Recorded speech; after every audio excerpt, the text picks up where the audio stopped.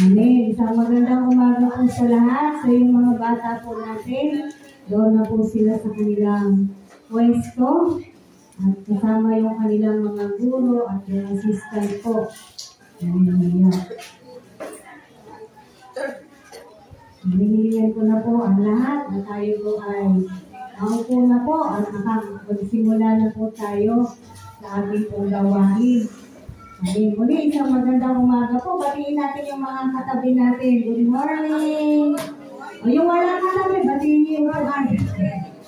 Good morning po sa bawat isa. Amen. Purihin po ang Panginoon. At manalangin po tayo dahil may mga mag-celebrate ng birthday, September 9, anak ni Nanay Saling na si Joseph, September 10, ang kanyang apo na si Johnny. And then pag-pray din po natin yung manugang ni Nanay Wilma na si George Bakiran. Ay, hanggang ngayon nasa ospital po ba?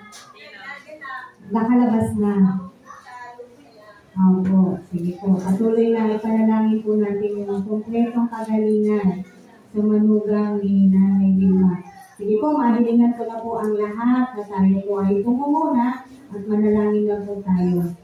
Minsan pa, Panginoong Diyos, nagpupuri kami sa iyong pangalan, sa iyong kandakilaan, sa iyong kabutihan. Dahil ikaw ang Diyos na hindi nagkukulang, ikaw ang Diyos na laging tumutugon, ikaw ang Diyos ang laging nagbibigay, ikaw ang laging Diyos na umuunawa, ikaw ang Diyos na laging nagmamahal sa amin, ikaw ang Diyos na tapat, bagamat ang bawat isa sa amin, Lord, hayag naman sa iyong harapan. Napakalaki ng mga pagkukulang namin, pero minamahal mo pa rin kami.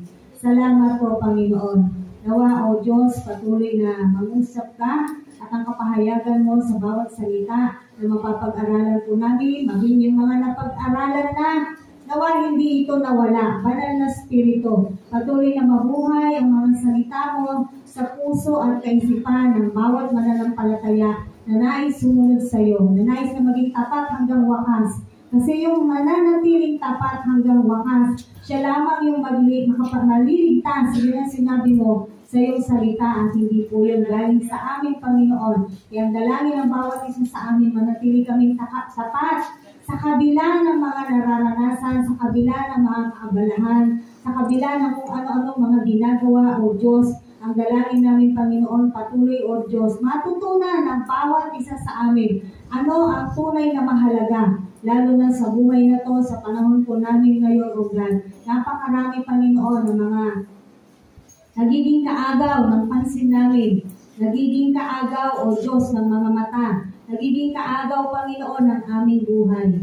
Pero ang dalangin ng bawat isa sa amin, Panginoon, manatili kaming tapat sa iyo. At matutunan namin, Panginoon, na manandigan sa pananampalataya na meron kami na nagmumula sa iyo, God. Salamat sa buhay ng mga magdiriwang ng kanilang kaarawan. September 9 and 10, si Joseph at si Johnny. Bless mo po sila, walang sakit karamdaman, mahabang buhay. Dalangin namin lalo higit sa anak ni Nanay Saling. Kumilala din siya sa iyo, Panginoon. Sumamba siya sa iyo. Hindi lang si Joseph, maging yung kambal niyang anak. Sila at ang buong sambahayan ni Nanay Saling, Panginoon, ay pinapasakop po namin sa iyo. Ganun din, God, si George Bakiran, Panginoon, na na-hospital, Lord. Tunay nga, Panginoon, kilala mo siya kaysa sa amin. Patuloy na kompletong kagalingan. Dinadalangin po namin sa buhay niya. At nawa, Panginoon, yung provision mo rin. Lahat ng pangangailangan niya, lahat ng gamot, we are praying for your blessings, to God. At patuloy sa bawat isa sa amin, Lord, hindi na namin isa-isahin. Ano ba yung mga kailangan namin? Kasi alam mo na po ito, Panginoon. At ibinibigay namin sa iyo, maging ang mga kabigatan ng puso namin ngayon, Lord. Dahil sabi mo nga, magaan ang pamatok na pinagkakaloon mo. Salamat po, purihin ka sa pangalan ng Panginoong Jesus. Amen. Amen. Magsoko natin na ating mga Biblia. Exodus po tayo. Exodus 19, verses 4 to 6. So, maiksi lamang po yung main verse natin ngayon, no? Exodus sa Tagalog, chapter 19.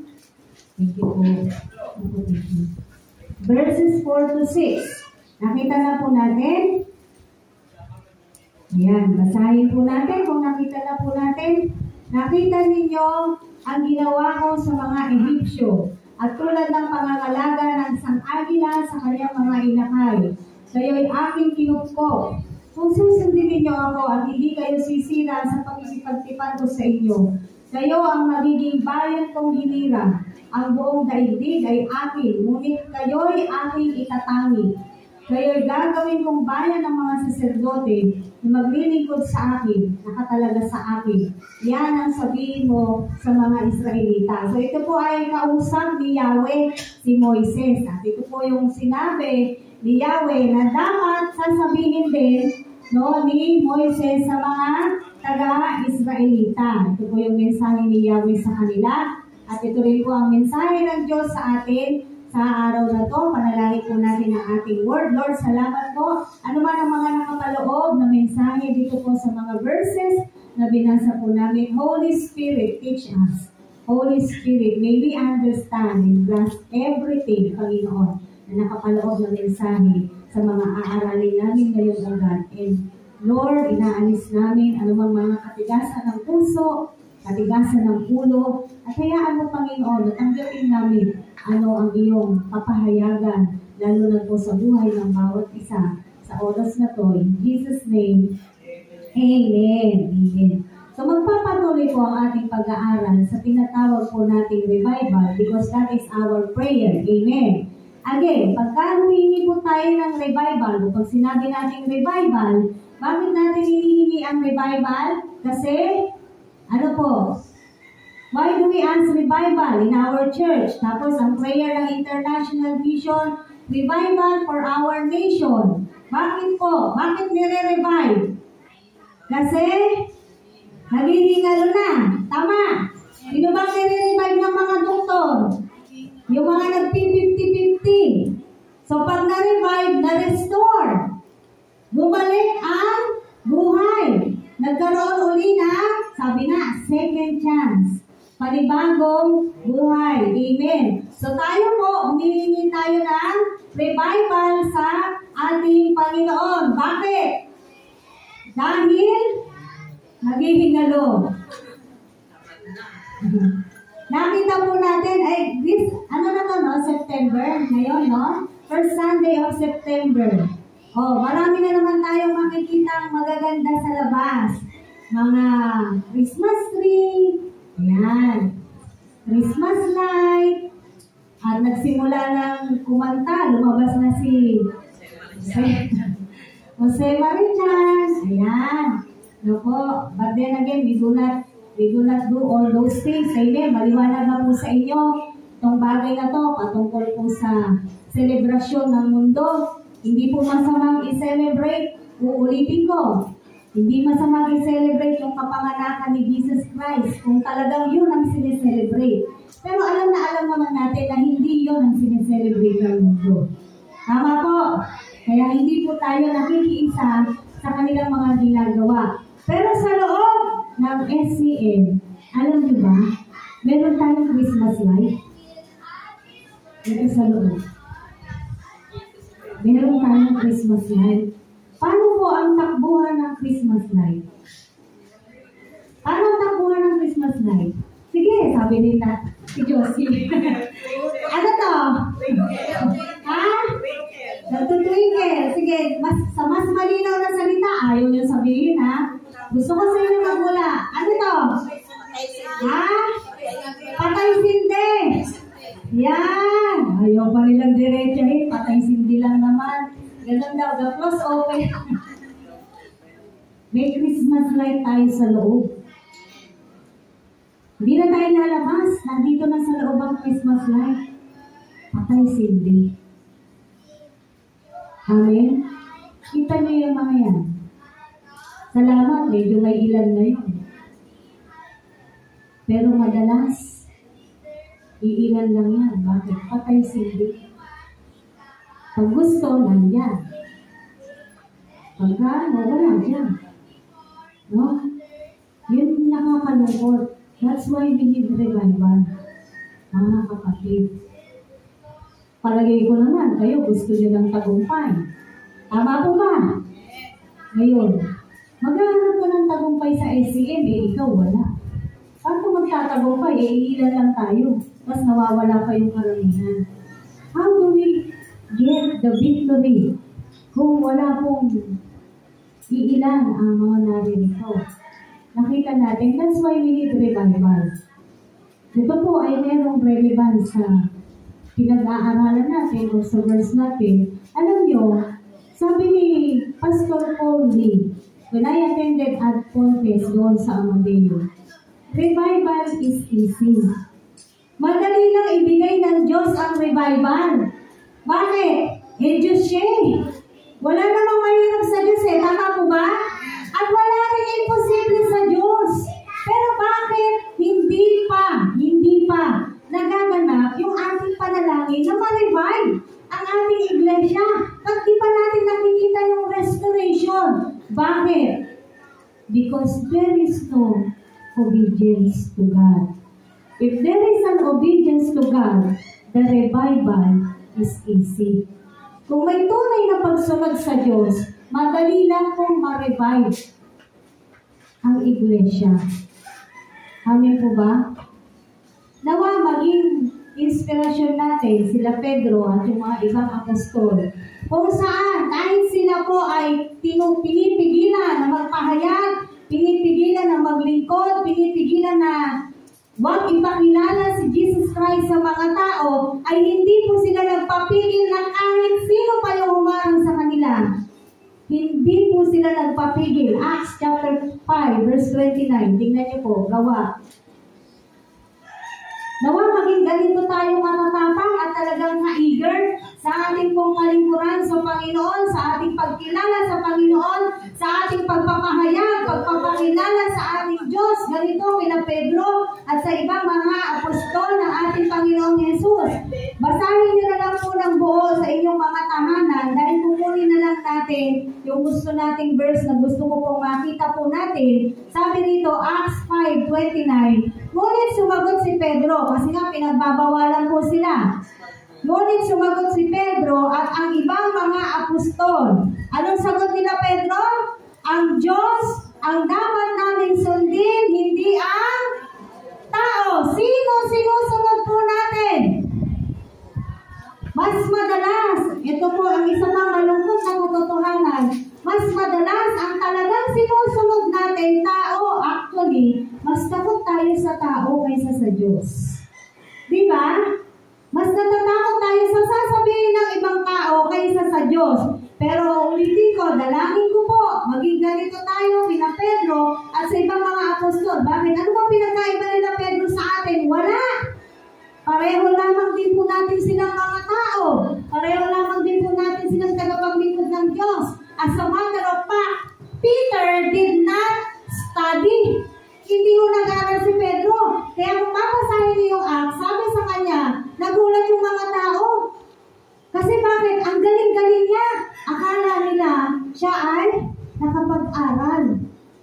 Dahil ang hindi mo basta-basta yung mga persecutor nila Pedro, nila Pablo. Mga matatalinong tao po yung mga persecutor nila. Kaya akala nila magagaling, nag-aral talaga itong si Pedro. Nagulat sila nung nalaman nila na wala namang palang pinag-aralan si Pedro. Pero nakakapagpahayag. Siya nga yung nagturo, isang turo, ilan agad? 3,000 tao ang sumampalataya sa Diyos. Amen. Bakit? Kasi sumunod sila. Kasi alam nila, kilala nila yung sinusunod nila. Kaya nga sabi niya, ang Diyos ang dapat naming sundin, hindi ang tao. Nahihiya tayo sa tao madalas, pero hindi po tayo nahihiya sa Diyos. Di po ba? Nakakahiya naman. Wala ako doon, pero sa Diyos, wala sa church, hindi nahihiya. Alam niyo po, masasaktan po talaga tayo, pero kailangan natin marinig. Because the revival will not come kung magpapatuloy po tayo sa ganito po nating gawain. Amen?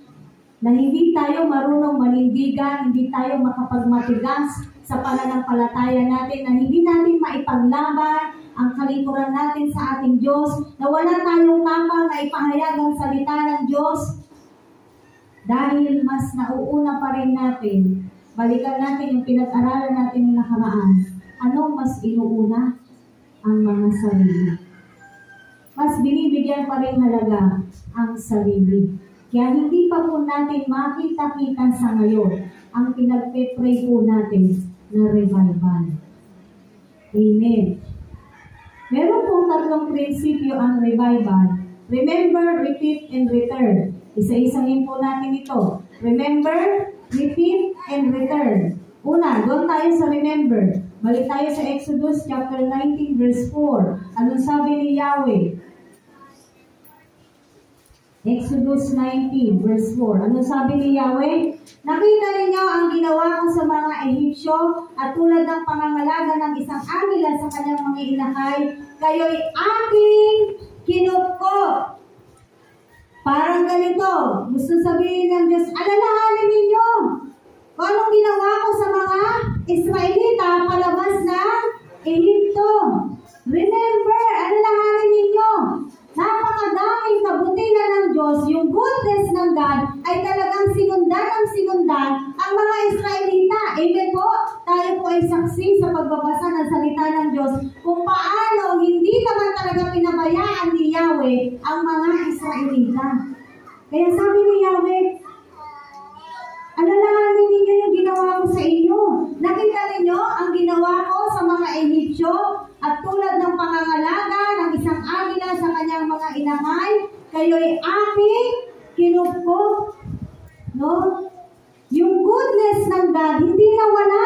Kahit pa ang mga Israelita ay paulit-ulit, yung tinawag nating vicious cycle, diyan po sa ating training, paulit-ulit na magkakasala, magsusori, tapos babait na naman, sasamba na naman, magkakasala uli, no? Ay patuloy pa rin silang binibigyan, pinaranas ng kabutihan ng ating Panginoong Diyos. So, sabi ng Yahweh, alalahanin ninyo, no? Paano ko kayo pinupkop? Paano ko kayo inalagaan? Paano ko kayo inalis sa Ehipto? Anong ginawa ko sa mga Egyptian? Ayan, parang ganyan yung gusto sabihin ni Yahweh. Na pinapasabi niya kay Moises. So yung goodness ng God hindi nawawala. Naranasan ng mga Israelita, mga kapatid. Lahat po tayo dito, patuloy na nakakaranas ng kabutihan ng Diyos. Tama po ba? Pansinin ninyo, kahit napakarami po nating pagkukulang, nagkakasala tayo, ang kabutihan ng Diyos ay palaging nariyan. Alalahanin natin mga kapatid, yung kabutihan ng Diyos na ginawa niya sa atin, and then, through that, sa pamamagitan po nun, actually, hindi nakakayanin ng daliri yung goodness ng God sa buhay natin. Tama? Kamay at paa. Bakit? Araw-araw, nararanasan po natin ang kabutihan ng Diyos. Ang sabi, goodness and mercy is following us all the days of our lives. Why? Because God is faithful to us. How about us? Are we faithful to God? Ngayon nga lang tingnan niyo yung mga natin. How do we react in our worship service? How do we treat this worship service? Are we excited when we go to the church para isambahin ang Diyos? O dahil lang kasi kailangan aaten ako doon. Nasa puso ba talaga natin? Anong motibo natin? Bakit tayo pumupunta? Bakit tayo sinasabi natin na tayo ay umaaten? Tingnan po natin yung ating mga sarili. Amen. Napakarami na pong kabutihan ng Diyos sa bawat isa sa atin. Nasa kabila ng mga kabutihan na yon, anong ginagawa natin? Dahil hinahabol tayo ng kabutihan ng Diyos, anong ginagawa po natin? Hinahabol tayo ng kabutihan ng Diyos, tumatakbo po tayo palayo. And then, pag nakaranas na ng sobrang kabigatan, problema, sakit o ano pa man, saka sasabihin, God, bakit mo ako pinabayaan? Parang kasalanan pa ng Diyos. Masisisi pa ang Diyos. God, bakit ako nagkaroon ng ganitong problema? Wala pong exempted sa problema. Tandaan po natin yan. Amen. Lahat ng tao, whether you are a believer or not, makakaranas po ang bawat isa talaga sa atin ng mga pagsubok. Idadala po talaga tayo sa apoy, mga kapatid. Dahil yan po yung nakasulat sa Biblia. Bakit kailangan idalang sa apoy? Para makita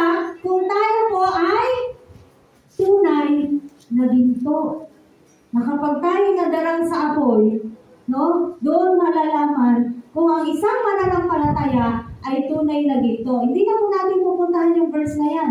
Kasi alam ko naman na alam nyo na po yung verse na yan at madalas po yan po ay na-i-exhort na ibabahagi po sa atin. Kaya, huwag na natin pagtakhan. Sabi nga rin ng Korinto, huwag ka na magtaka kung nakakaranas ka ng ganito, ng ganyan, ng mga pagsubok, paghihirap, pagdurusa, nasasaktan ka. Normal na yung lahat ng yan. Bakit? Kasi nandito pa tayo sa mundong ibabaw. Pero, ang magandang balita doon, kahit kung nakakaranas tayo ng kung ano-anong kabigatan, ang Diyos ay hindi nagkukulang. Ang kabutihan ng Diyos ay patuloy tayong hinahabol. Patuloy na pinaparanas niya yung kabutihan niya. Minsan lang hindi natin nalalaman at hindi natin nararanasan. Bakit? Bulag. Bulag ang mga mata natin. Hindi natin nakikita ang kamay ng Diyos sa ating mga buhay. Amen. So God's goodness is running after you, kapatid. God's goodness is running to all of us. Walang makapagsasabi dito na walang kabutihan ang Diyos na pinaranas sa Kanya. Amen po? Bakit? Araw-araw na gumigising pa tayo, sobra-sobrang kabutihan na yan ng Diyos. Araw-araw na may lakas ka para magtrabaho at pumasok kung saan ka man papasok, sobra-sobrang kabutihan na yan ng Diyos. Amen? Yung nakakagampang ka sa mga gawain mo, sobra-sobrang kabutihan na po yan ng Diyos. Pero ang susi, pagsunod. Bakit? Si Moises, somehow, yung mga Israelita naman, sumusunod naman po sila eh. Diba? Kaya nakaranas sila ng revival. So, dito, mahalaga po sa pinag-uusapan natin yung obedience para ma-revive po tayo. Para ma-restore po ang bawat isa sa atin. Tingnan niyo po, kahit na napakabuti na talaga ng Diyos, marami pa rin ang wala. Anong dahilan? Bakit wala? Nasaan? Anong inuuna? Di po ba? No? So we need God. Kailangan po natin ng Diyos. Kaya mahalaga po ang obedience, ang pagsunod. Mahalaga po na ang bawat isa sa atin, dahil tayo po ay mananampalataya, yung pagsunod po sa atin, pagsunod natin sa Diyos ay mahalaga sa revival. Bakit? Kung hindi tayo susunod sa Diyos, sino bang magbibigay ng revival? Hindi ba ang Diyos? Pero ang susi, nasa ating mga kamay, sa pamamagitan po ng ating pagsunod. Ito po ang senaryo. We're asking for revival, but do not want to follow God. Nakita nyo? Kailan pa pumunta rito si Missionary Johan? Naglagay tayo ng revival service dito. Kailan, anong buwan yun? Pumunta si Missionary Johan. June. Ngayon, matatapos na po ang 2025. Actually, bago natin yung nilagay, prayer na talaga yung revival. Tama po ba? Hindi nga lang natin binabanggit, pero panalangin po yan ng mga iglesia. Panalangin po natin yan. So we're asking for revival, pero ayaw natin sumunod. The people doesn't want to obey God. Paano naman magkakaroon ng revival? Parang ganito, gusto mo to, pero wala kang gagawin. Parang ang mga tao, gusto pumunta sa langit, wala naman tao gusto pumunta sa impyerno eh. Tama po ba? Lahat ng tao makakausap mo dyan, gusto pumunta sa langit. Pero ano ginagawa nila para makapunta sila sa langit? Wala. Gusto nila. Pero wala silang ginagawa. Ganun din po yung revival. Gusto natin. Pero, wala tayong pagsunod. Wala tayong ginagawa. Amen po. Hindi tayo nagkakaisa, mga kapatid. Sa konti natin na to, hindi po tayo nagkakaisa. Sa palagay ko ay hindi nare-relay, hindi ko alam, nare-relay yung mensahe ba sa inyo? Nangungusap ba ang banal na espiritu sa inyo? O sadyang hindi lang pinapansin? Sadyang nagmamatigas? O sadyang malamig ka na pala? Baka akala mo mainit ka pa o malamig ka na pala. Baka frozen ka na. Di po ba? Pero tandaan po natin, ano ang sinasabi ng Biblia patungkol po sa pagsunod sa Diyos. Balikan natin, 1 Samuel 15. 1 Samuel chapter 15, verse 22 to 23.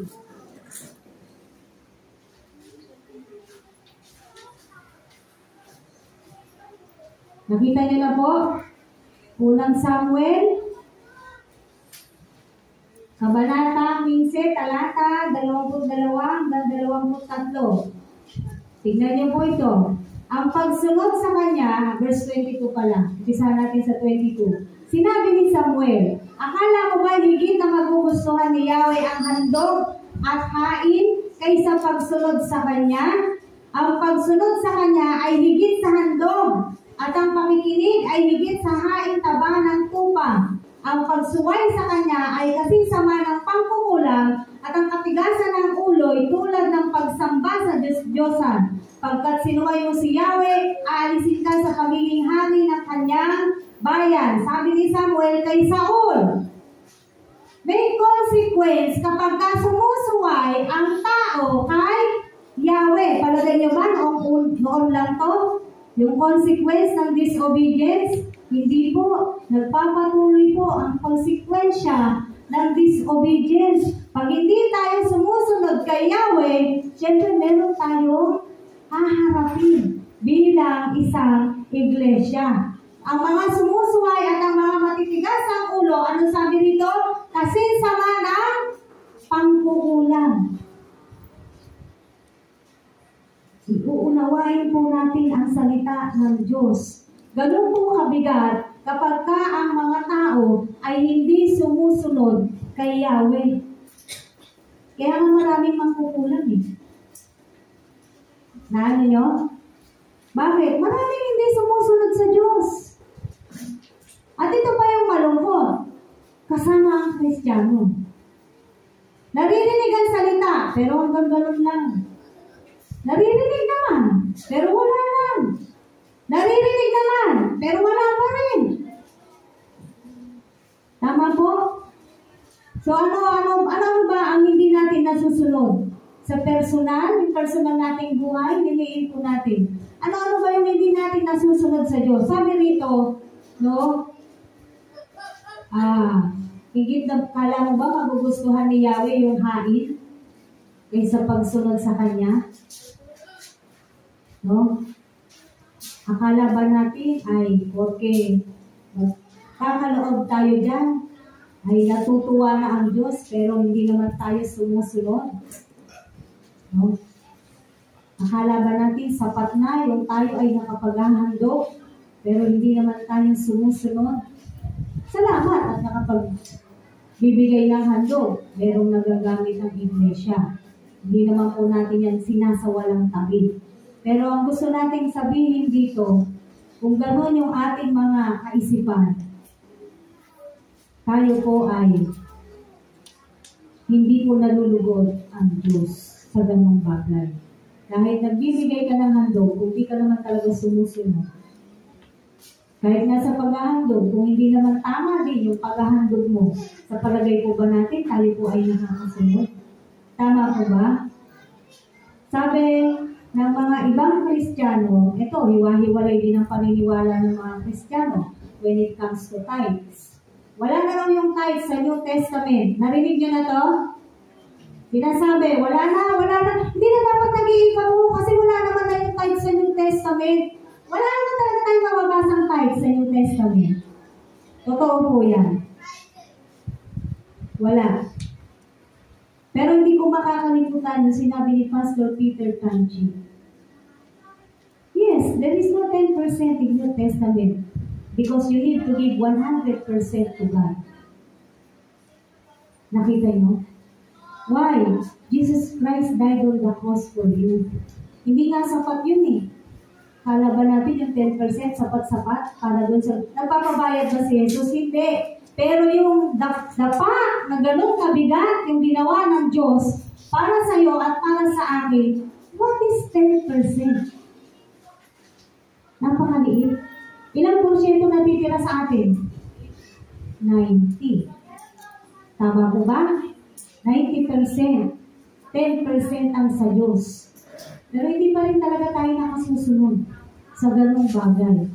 Ay, 500 bibigay ko, ang laki. Ang dami ko nang mabibili dito. Ilang kilong bigas na to. Diba? Sabi sa Malakay, paano ka namin ninanakawan? Basahin niyo na lang yung Malakayas. May sinabi doon ng Diyos, ninanakawan niyo ako. Sabi ng mga nagsalita, paano ka namin ninanakawan? Ayan, basahin niyo na lang. So marami po tayong mga hindi nasusunod personal at bilang isang iglesia. Marami tayong hindi nasusunod na kautosan ng Diyos. At kung tayong sinabi ko kanina, isa doon, tayo po ay Christmas night.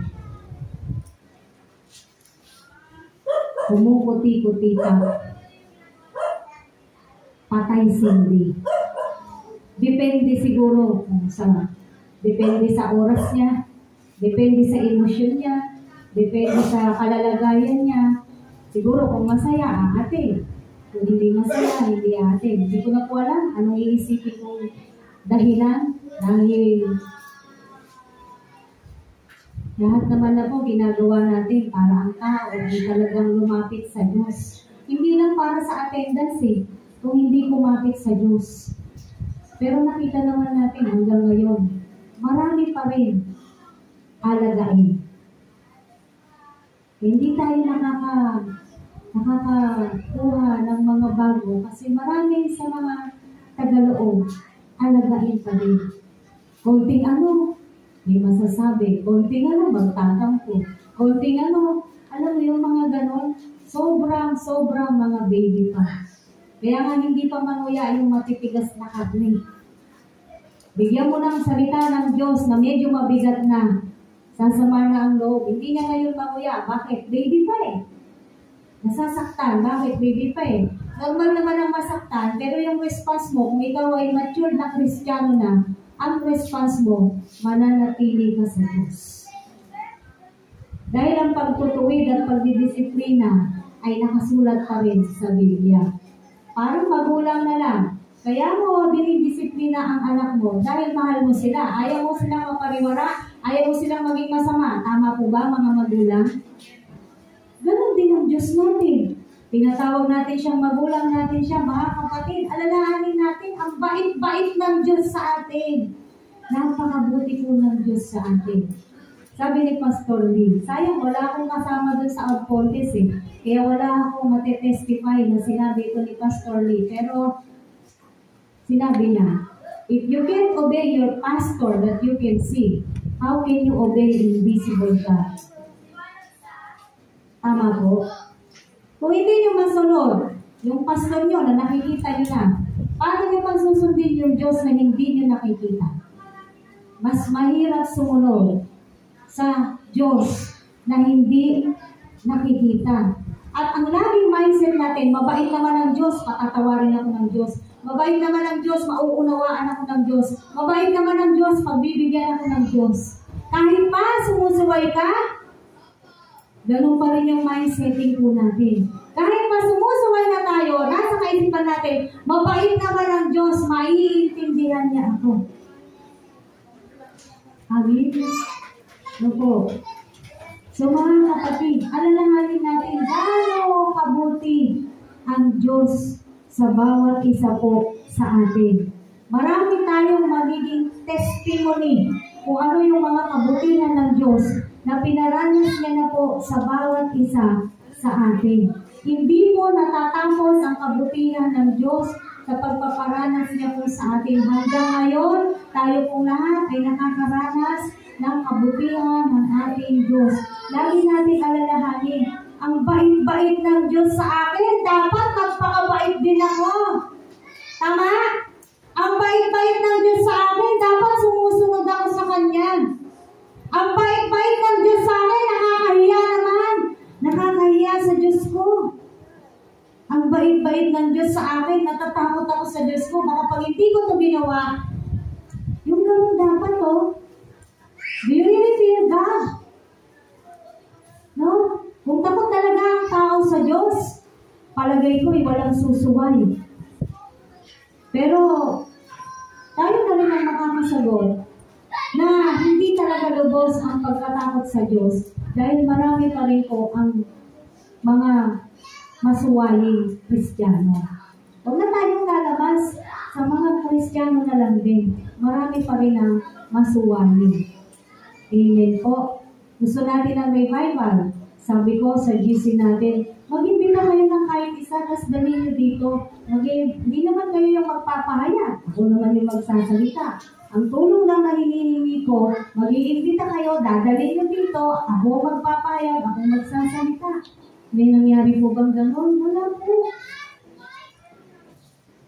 May umunawa ba sa amin? May nag-alala ba sa amin? Pero kaya sila napahayagan? Pero kaya nagdala doon? May nag-isip ba ng gawain kahapon na meron dito? Wala po. Maaaring sabihin ng iba, ayaw mong inimbita ko eh. Alam niyo kung pipilitin natin. Kasi sabi naman ng Bible snatch them out of fire. Kung mamimilit po tayo, palagay ko sila po ay uupo yan. Yung kasama ka, pipilitin mo, palagay ko po ay meron kahit papano. Pero salamat, merong 3 kahit papano kahapon na napahayagan po tayo ng salita ng Diyos. That's what I am saying. We want revival, pero walang sumusunod. Gusto natin ng revival, pero wala pong nakikiisa doon sa mga pakiusap po na ginagawa po natin. Maaga pa lang, sinasabi na natin, ganito po gawin natin. Mag-ibig. Kumbaga, ilan ba ang kakilala nyo? Isa lang ba? 2? Ilan ang kakilala nyo? Ilan ang kaklase nyo? Ilan ang kapitbahay nyo? Talaga bang napakalimitado? Para wala po tayong maidala para sa Panginoon. But then again, it happened. Wala po talaga. Amen? Hindi nga siguro natin inisip na meron kang gawain dito kahapon. No? Pero tingnan naman natin yung goodness ng God sa iglesia natin. No? Balik-balikan natin yung kabutihan ng Diyos. Dito na lang sa building. And then, isama mo kayong personal bilang isang church tayo. Tayong church natin, pag tayo nananalangin, hindi ba tumutugon po ang Diyos? Amen? Pag sinabi natin, pag-pray nyo nga doon si ganito, ano pong madalas na nagiging patotoo po ng mga pinagpe-pray natin? Hindi po ba sila'y bumubuti? Sila'y gumagaling? Sila'y umaayos? Tama po ba? Kung nagpapalaboratory, negatibo yung laboratory. Walang makita anuman doon sa laboratory. Bakit pinag-pray natin? Bakit? Dahil yun sa kabutihan ng Diyos. Hindi dahil sa nag-pray tayo, pero dahil yun sa kabutihan ng Diyos. Alalahanin po natin, itong mga ganitong kabutihan ng Diyos, ano po yung sinusukli natin sa ating Panginoon? We are grieving the Holy Spirit. Amen. Sa mga training ngayon, hindi ko alam kung iniintindi nyo pa rin. Yung mga training. Para lubos tayong lumalim sa Panginoon. Palagay ko, mas madalas sa akin pong naoobserbahan ay hindi na talaga masyadong iniintindi ang training. Kung kailan gusto, yun na lang yung training. May pinag-usapan pero hindi darating. So kung kailan ninanais, doon na lang ang training. Kaya nga nag-uusap muna bago mag-training, kailan ang araw mo, kailan ang availability mo. Ikaw naman ang sumagot, pero pagdating ng araw na yun, mas madalas wala ng training na nagaganap. Kami po, masipag po kami magturo. Sasabihin ko na, masipag kami magturo. Pero hindi ko alam doon sa mga tinuturuan. Bakit tinuturuan na? Ayaw pa. No po. Pero ang buti ng Diyos sa buhay natin.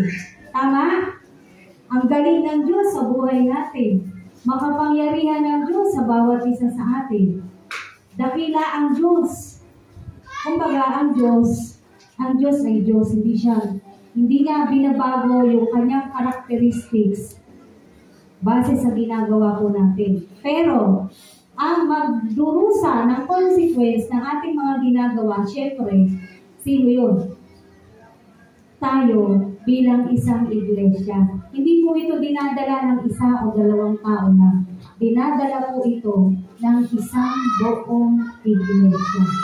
Dinadala po natin lahat ito. Amen. Gaano mahalaga sa atin yung mga ganitong gawain? Walang pagpapahalaga. Siguro yung ilan, pinapahalagahan.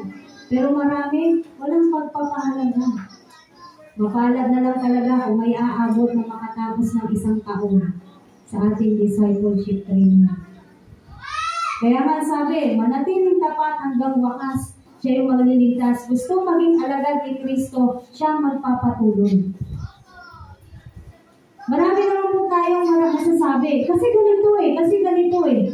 Kung lagi na lang po natin iisipin yung mga excuses po natin, palagay nyo po ba makaka-move forward tayo? Sige, kayo magsabi sa akin. If we keep on, ganun ba? Sige, okay. Ganun ba? Sige, okay. Ganun ba? Sige, okay. Kung laging gano'n, kumbaga 2 beses, 3 beses na pagbigyan ka. Pero kung laging gano'n ang ginagawa po natin, makaka-move on po ba tayo? Hindi tayo makaka-move on, mga kapatid. That's why we are like this. Amen. So remember mga kapatid, alalahanin ninyo. Alalahanin natin yung kabutihan ng Diyos sa atin, mga personal na buhay natin, sa atin bilang isang iglesia, at dito mismo sa building na to, kung gaano kabuti ang Diyos para ibigay niya ang lahat ng ito. Kilala niyo ay yung mga nag-a-attend sa Dasmariñas. Kilala niyo si Sulit, Eljan and Elgin Sulit. Kilala niyo sila, di ba? Yung mga ama-attend ng Dasma.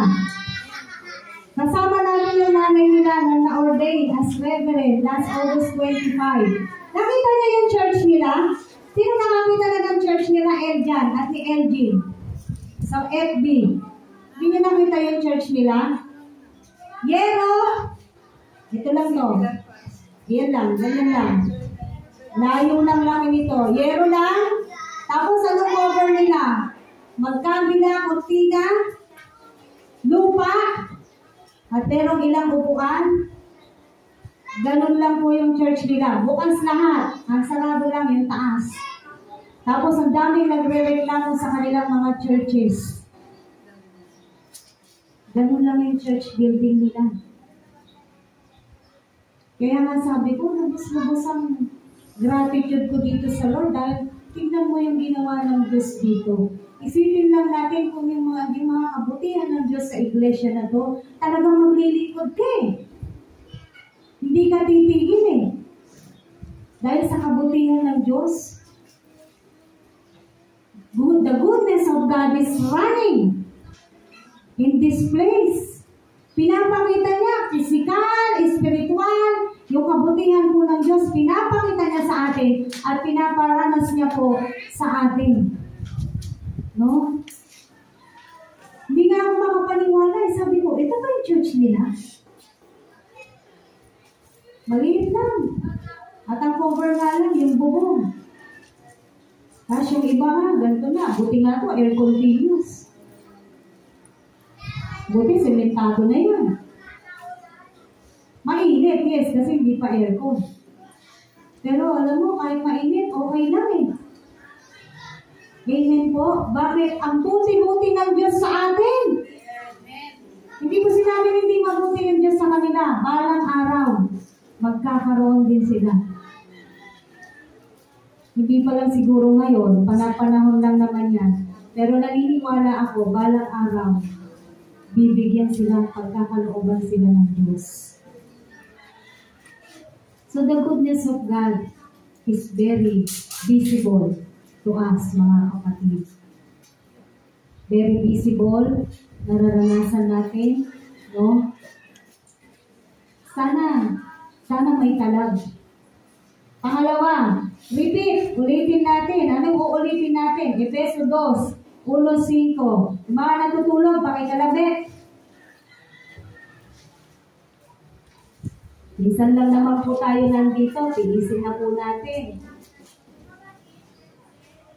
Efeso 2, 1:5.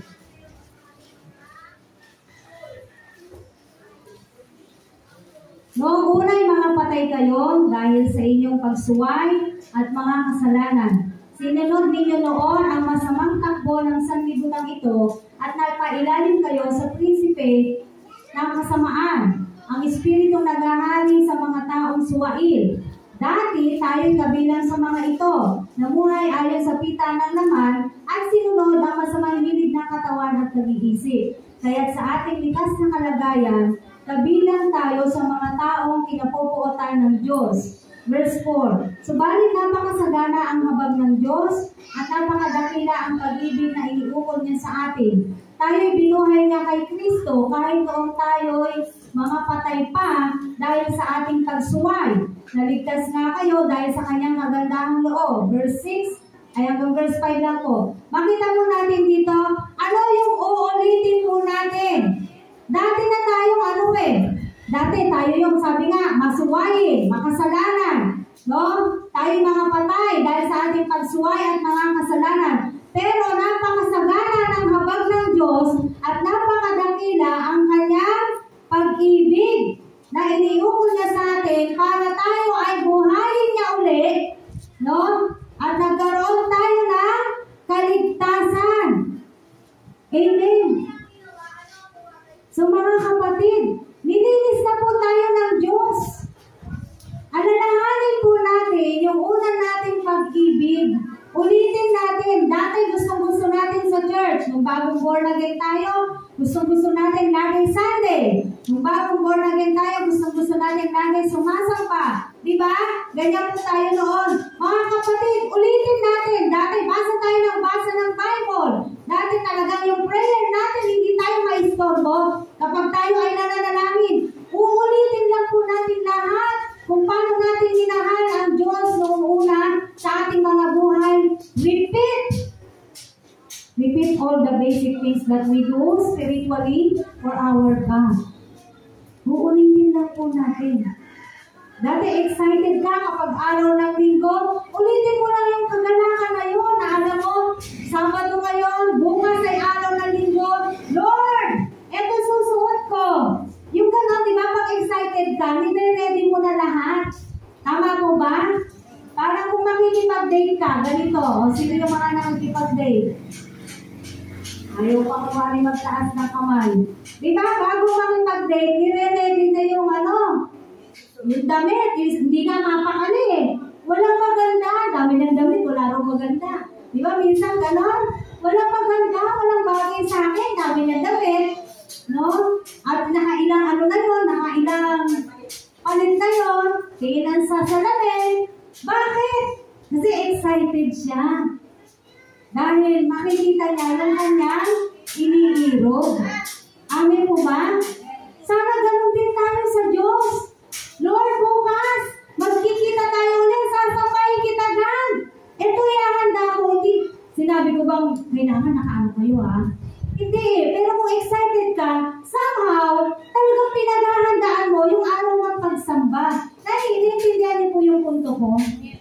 No? Hindi yung parang pupunta lang tayo sa palengke. Huwag niyo po huwag niyo i-misinterpret. Pero kasi, sino ba sinasamba natin?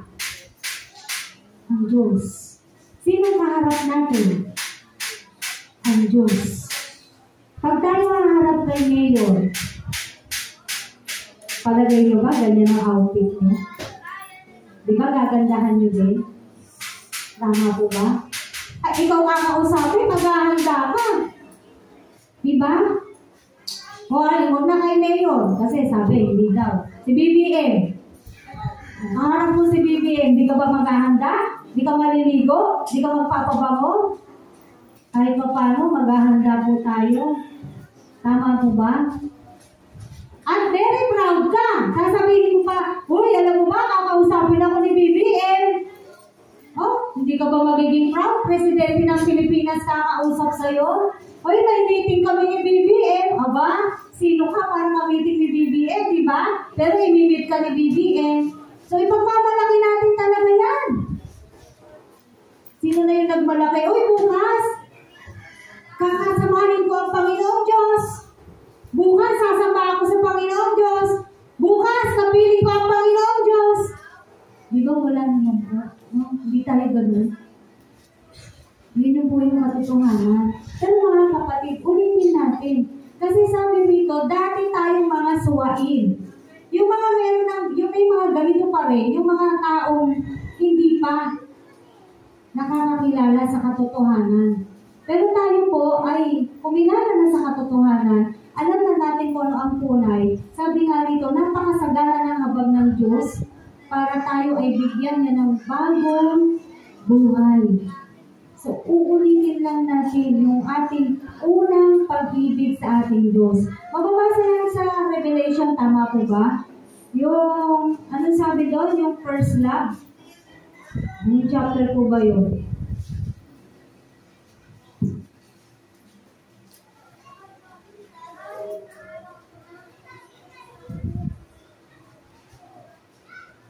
Ito po, Pahayag chapter 2 muna po tayo, verses 1 to 5.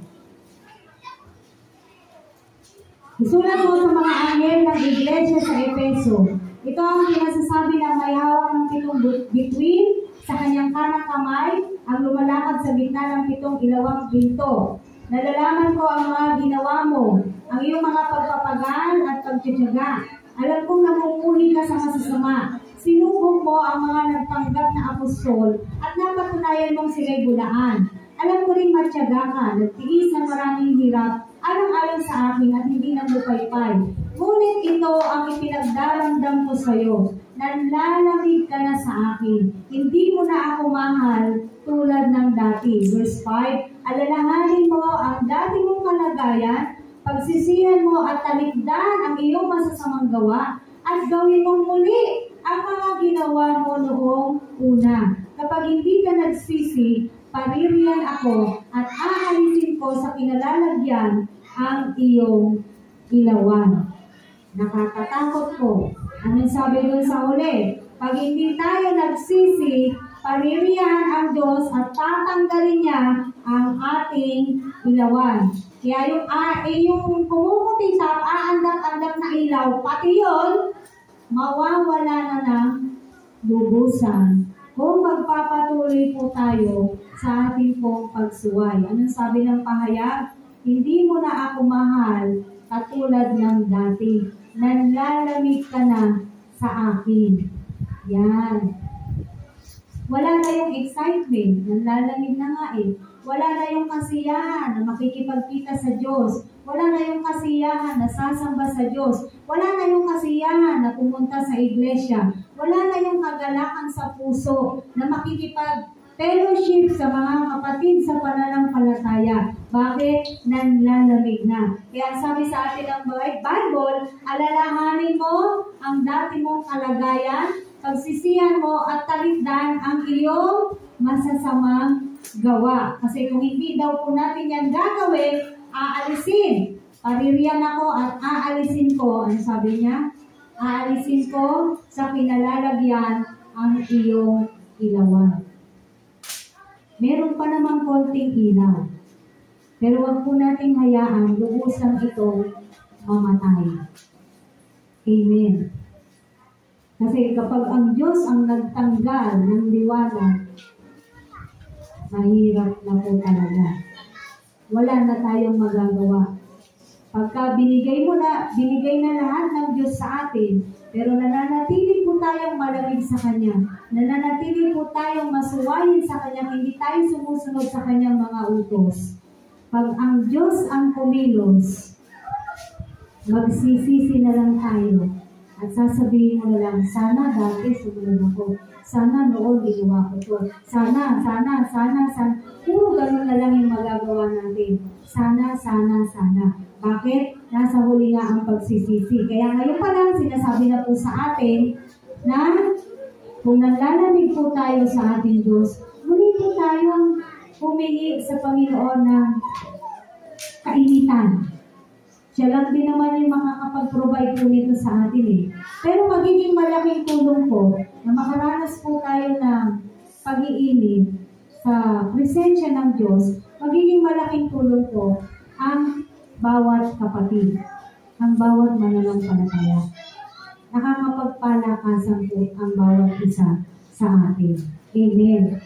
Kaya nga gusto natin may fellowship tayo para sa po nakakapagpalakasan tayo. Gusto natin kahit konti may kwentuhan tayo, yung mentoring po natin, para sa nakakapagpalakasan tayo, and then nakakapagpanalanginan po tayo. In that way, manunumbalik.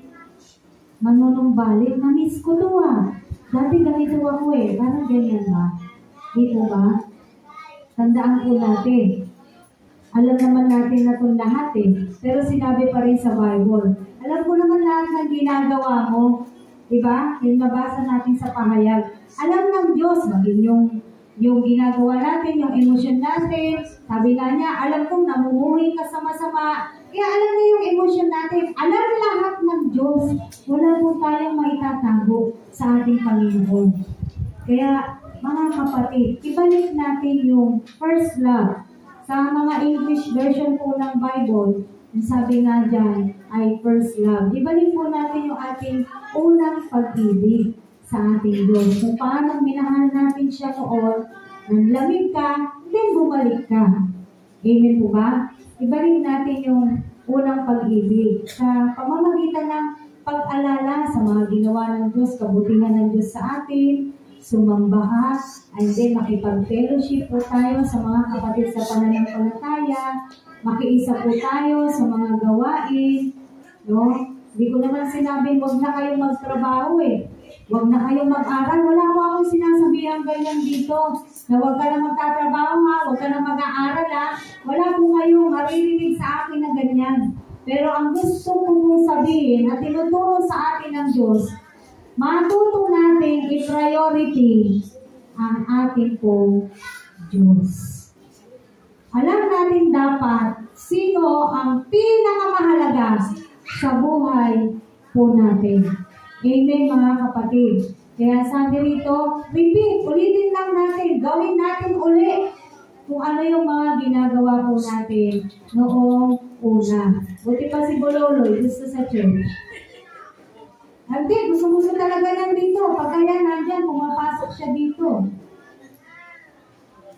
No. Pangatlo, return. Bumalik. Return to God, mga kapatid, tayo pong lahat. Bumalik po tayo sa ating Panginoon. No? Makinig po tayo sa Diyos. So, sinasabi ng salita ng Diyos, mag-repent na po tayo, magsisi po tayo, and kneel down, no? Lumuhod po tayo.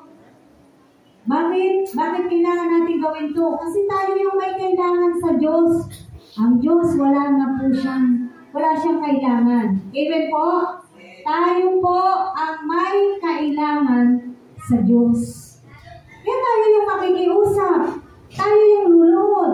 Tayo yung magpapakumbaba. Tayo yung lalapit ng lalapit. Kasi tayo po, nilikha lang niya. Siya, manlilikha siya. Siya, Diyos. Tayo, tao lang. Hindi po tayo Diyos. Hindi rin natin utusan ang Diyos. Huwag natin pilipitin ang Diyos sa mga bagay na gusto natin. Hayaan natin na tayo, sumunod tayo kung ano ang kalooban ng Diyos, kung ano ang gusto ng Diyos sa buhay po natin. Kaya nga sinasabi natin, mangyari ang kalooban ng Diyos sa buhay ko. No? Let your will be done, Lord. Kung anong kalooban mo, yun ang susundin natin. Ito ang gusto ng Diyos sa atin, yun ang susundin po natin. Amen po. Tayo yung lalapit, tayo yung magpapakumbaba, tayo yung mangungulit. Katulad ng babaeng balo na pinag-aaralan natin, dating-dati pa. Yung babaeng balo, nakulit talaga siya. Humihingi siya ng hustisya at lapit siya ng lapit doon sa hukom. Hanggang sa sinabi ng hukom, babalik na naman tong babae na to. Bigay ko na nga yung ano niya, yung hinihingi niya. Ang punto doon ng Biblia, kung ang masasama, kaya magbigay. Nang nire-request niya, how much more ang Diyos? Naiintindihan po natin? Kung yung masasamang tao, kaya nilang magbigay, mag-grant ng request, gano'n pa kaya ang ating Diyos? Ang Diyos natin na mabuti. Ang Diyos natin na may-ari ng langit at lupa. Ang Diyos natin na mabait. Gano'n pa po kaya siya? no? Lalo niya pong ipagkakaloob. Bumalik po tayo sa ating Diyos. Tingnan po natin yung Hagay. Hagay chapter 1. Sa Tagalog po, Ageo. Sa English po yung Hagay. Sa Tagalog, Ageo. Hagay 1, mahaba po ito, verses 3 to 14.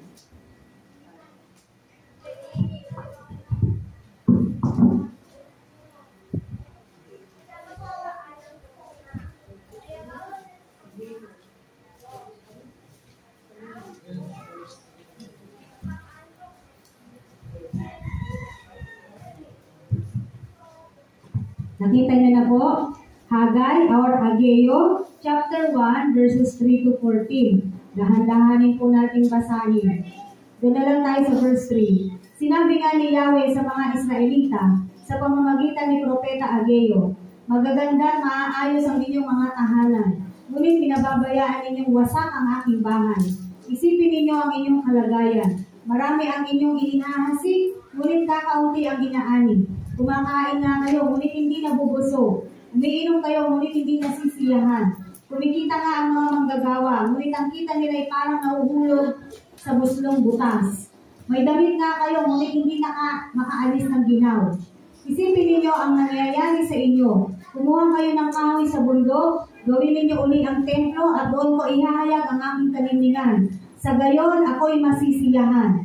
Naghahangad kayo ng maraming ani, ngunit kakaunti ang inyong nakakamtan. At nang iuwi ninyo iyaon ay isinambulat ko. Bakit ito nangyayari sa inyo? Sapagkat may sariling tahanan kayo, samantalang wasak ang aking templo. Iyan ang dahilan kung bakit hindi kayo napapatakan kahit hamog. Kaya hindi kayo makabuhay ng inyong pananim.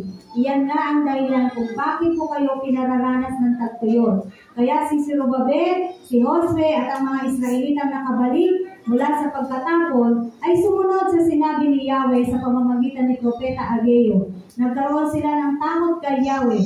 Ganito ang ipinasabi niya, ipinangangako kong hindi ko kayo pababayaan. Inantignan ni Yahweh ang damdamin ni Zorobabel, ni Josue at ng lahat ng Israelita, kaya nagtulong-tulong sila sa paggawa ng templo.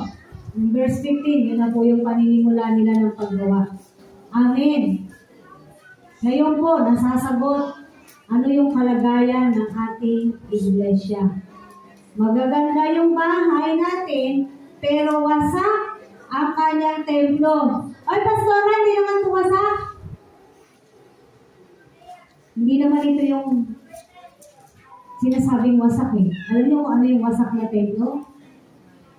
Tayo. Wasak. Sira. Anong inuuna? Yung literal. Yung literal na bahay, sarili. Nakuha niyo po? Bagamat ang sinasabi po rito ay yung talagang templo na nasira. Pero sa kapahayagan po ng Diyos, habang ito po ay aking binabasa, sa spiritual na usapin, wasak po ang karamihan sa templo. Dahil wasak yung church, maraming butas. Nakita nyo? Kaya sinasabi rito, marami kayong pero konti yung inaani nyo. Itong ito, yung kalagayan po natin. Tama po? Nakita po natin? No? Kumakain kayo, ngunit hindi nabubusog. Umiinom kayo, ngunit hindi kayo nasisiyahan. No? Isipin nyo ang inyong kalagayan. Sabi ni Yahweh. Sabi ng Diyos sa atin ngayon, mga kapatid, isipin natin yung kalagayan natin as a church. Yan. Tingnan po natin yung ating kalalagayan. Wasak po ang karamihan ng templo. Pilit man natin nilalagyan ng butas. Pinatampian natin, sinusolusyonan natin, ginagawa ng paraan. Pero patuloy pa rin itong wasak. Bakit? Pinipili pa rin ang sarili. Inuuna pa rin ang sarili. Marami pa rin, alam mo yun, marami pa rin masasabi na, kasi ganito yung kalagayan ko, ganito yung sitwasyon ko, ganito yung ganyan ba, kasi wala talaga akong oras. Alam niyo po, kung magsasabihan tayo ng mga ginagawa, hindi lang naman kayo yung busy. Hindi lang kayo yung hindi nawawalan ng gawain. Kaya lang, hindi na kailangan i-voice out pa lang, i-voice out na, lang ba sa umaga, pagising ko, ganito na yung hindi na kailangan yun.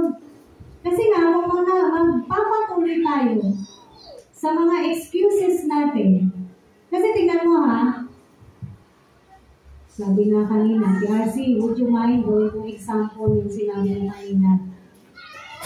Ginigising niya yung kanyang mga mahal sa buhay, hindi magising. Pero pagka may lakad, maaga pa. Parang hindi na natutulog. Di ba? Halimbawa, sasabihin ko sa inyo, sa isang linggo, magbuburakay tayo. Libre na nga. Ay palagay ko, hindi na kayo mapapakalim. Bibili na kayo ng swimsuit. Di ba? Bakit? Excited kayo ba? Maganda yung pupuntahan natin, Boracay. First timer? Oo, lalo na kung first timer. Kahit nga ako, hindi ko pa nakikita yun eh. Ang punto ganito. Pag gusto yung pupuntahan at yung gagawin, tingnan mo, maaga pa lang nandun na. Walang makakaharang doon. Pwede ba may gagawin ka? Hindi. Pupunta ako ng Boracay eh. Di ba? Nakuha niyo po yung punto? Bakit ganon? Pagka pwede naman eh. Pwede pala. Pag sa gawain ng Diyos, hindi pwede. Ang bait-bait ng Diyos sa'yo, bakit hindi pwede sa Diyos? Yun nga yung kakatwiran. Mabait naman si Lord. Maintindihan naman ako ni Lord. Di ba? Nakuha po natin. Ito yung sinasabi sa Hagay o sa Ageo. Wasak ang maraming templo. Hindi buo.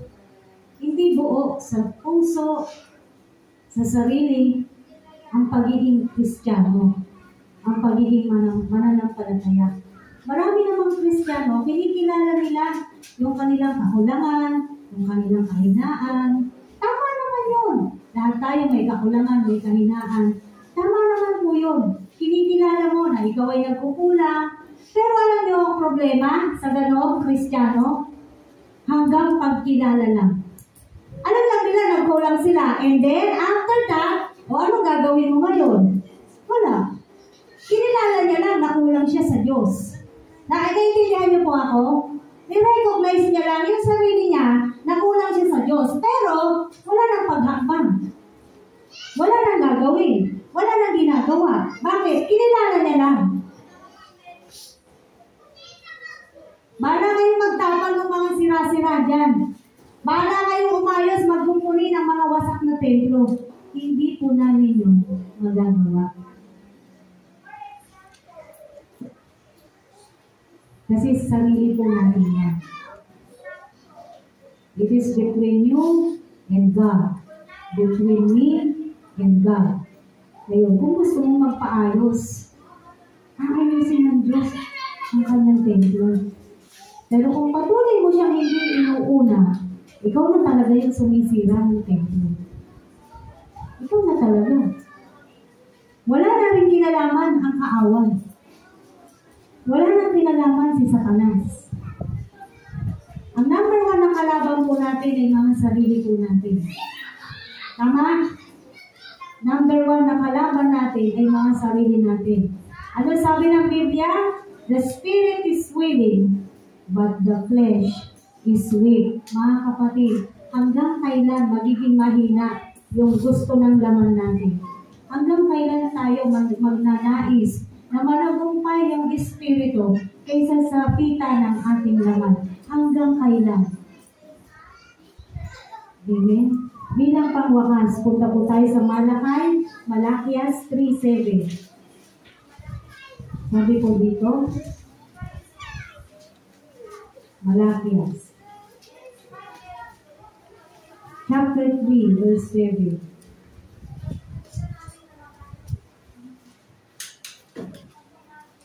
Sabi rito, tulad ng inyong mga ninuno, kayo'y tumalikod sa aking mga kautusan. Manumbalik kayo sa akin at manunumbalik din ang pagtingin ko sa inyo, sabi ni Yahweh. Itinatanong ninyo, ano ang dapat namin gawin upang makapanumbalik sa iyo? Ang tanong ko naman, matlig ba? Ito nga yung sinasabi ko po kanina, dayain ng tao ang Diyos. Pero doon na lang po tayo sa verse 7. Ano sabi ni Yahweh? Kayo'y tumalikod sa aking mga kautusan, kaya anong gusto niyang gawin natin? Manumbalik kayo sa akin at manunumbalik din ang pagtingin ko sa inyo, sabi ni Yahweh. Return to me. Bumalik po tayo sa ating Diyos. Sa Kanya po tayo lumapit. Siya po yung unahin po natin. Kaya nga itinuturo, hindi lang sa kabataan, yung ultimate priority. Para sa ating lahat, walang dapat na mas mahalaga sa ating mga buhay kung hindi ang ating Diyos. Bakit? Siya lang ang makapagbibigay ng kaligtasan. Siya lang naman ang Diyos. Bakit hindi? Amen? Kung magtatanong kayo, bakit ko gagawin yun? Bakit hindi? Tama po? Bakit ko gagawin na unahin ang Diyos? Bakit hindi? Diyos siya. Bakit hindi? Siya yung manlilikha. Kung tutuusin, uulit-ulitin ko. Kapag ginusto ng Diyos, kung ano mangyari sa atin, halimbawa, ayaw ka na niya dito sa lupa, may magagawa ba tayo? Kahit ang pinakamayaman na tao, hindi niya kayang isalba ang kanyang sarili. Pwede madugtungan. Tama. Ma-extend kasi marami siyang pera. Pero matatapos at matatapos ang buhay niya kapag niloob na ng Diyos. Kaya habang buhay pa po tayo, malakas, mga bata, yan. Kaya pang gawin ang maraming bagay. Manumbalik po tayo sa ating Panginoong Diyos. Ibalik po natin yung ating dating pag-ibig, yung dati pong pag-iinit natin sa ating Panginoon, yung excitement po natin sa ating Diyos. Ibalik po natin yung kung paano tayo noon, nung una tayong kumilala sa Panginoon, lagi gusto natin sa iglesia. Ito mga ito, bumalik ka sa pagsamba, kapatid. Yung tunay na pagsamba. Amen. Dahil alam naman ng Diyos, kung ang mga ginagawa po natin ay tunay o hindi. Kaya dito po, madali lang naman ang revival. Hindi po yan imposible sa Diyos. Kaya-kaya niya pong ibigay sa atin yung pinagpe-pray po natin revival. Ano po yung kailangan natin gawin? Kailangan po natin sumunod. Sumunod po sa ating Diyos. Amen. Magsimula na po tayo na hangarin talaga natin at hakbangan po natin yung ating mga pananampalataya na makasunod na po tayo sa ating Diyos. Tamang sumusunod tayo sa tao sa mundo na to, mas tama naman din na susundin po natin ay ang ating Panginoong Diyos. Amen? Dalangin ko po, meron po tayong napagnilay-nilay at na-realize sa umaga na to. Tayo po ay manalangin at magpasalamat po sa ating Panginoong Diyos. Lord, maraming salamat. Kami lahat makapagsasabi at kami ay mga saksi mo sa iyong kabutihan na talagang mabait ka na hindi ka nagkukulang sa amin na hindi rin umiiksi yung kamay mo every time that we ask something from you, Lord. Lagi kang nakatugon, laging nakaabot ang iyong kamay sa bawat isa.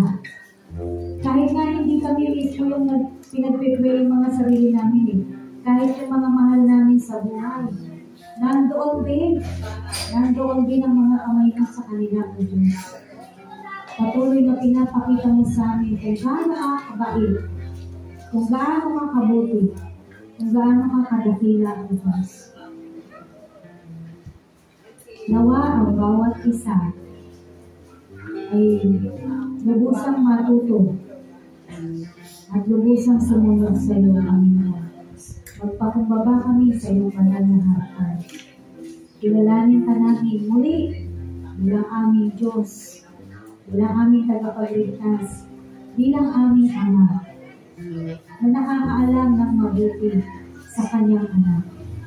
Lord, kinikilala namin ang lahat ng magagawa mo. Kinikilala namin, Panginoon, ang iyong kapangyarihan. Kinikilala namin ang kahinaan namin. Kinikilala din namin ang aming mga pagkukulang at pagkakamali ng Diyos. Kinikilala namin ang mga pagsuway namin, Panginoon. Patawarin mo kami na. Patawarin mo ang bawat isa. We pray, Lord, na katulad ng nabasa namin kanina sa Hageo, na inantig mo yung puso nila sa Zorobabel, ni Josue, at ng lahat ng mga Israelita. Lord, I pray for today, for this day. Antigin mo rin ang puso ng bawat isa. At nang kami magkaisa, lumakad ayon sa ating mga pananampalataya at buong pusong sumunod sa iyong kaisa. Salamat po ng marami, Panginoon. Ngayon po, gaganapin namin ang aming pong communion. I-bless ko po itong mga communion elements na po. We do not deserve this, Lord. Kung i-evaluate namin ang aming mga sarili, we do not deserve to do this, but we thank you. Kasi ito yung Diyos na laging nagbibigay ng pag-unawa, pagmamahal, pag-ibig. Why? Because you have this amazing love for each and every one of us. Kaya sa oras na ito, Panginoon, as we partake this communion elements, Lord God, kilalanin ang bawat isa, minsan pa ang pagiging Diyos mo. Hindi lang sa aming mga buhay, ang pagiging Diyos mo sa buong mundo. Ganon ka kalaki, ganon ka kadakila, ganon kalakas ang kapangyarihan mo na kaya mong gawin ang lahat ng bagay. Kami, napakaliit lamang namin sa iyong banal na harapan. Kaya Lord God, sumasamo kami sa iyo, O Diyos, na sa oras na to, ilagay mo sa puso ng bawat isa na kaming mga tao, kailangan namin ng Diyos at kailangan ako namin. Salamat po, nawa, patuloy na mangusap ka at magpahayag ka sa bawat isa na namin ito. Bless this, Lord God, in Jesus' name. Amen. Hallelujah.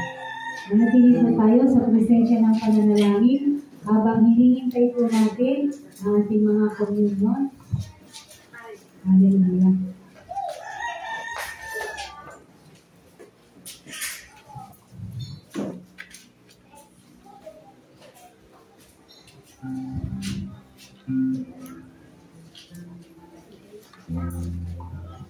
Hindi po, kung tayo po ay handa na, taas na po natin ang tinapay. Kung tayo po ay manalangin. Panginoon, salamat po, O Diyos, sa nakataas na tinapay na po, O God, na sumisimbolo ng iyong katawan.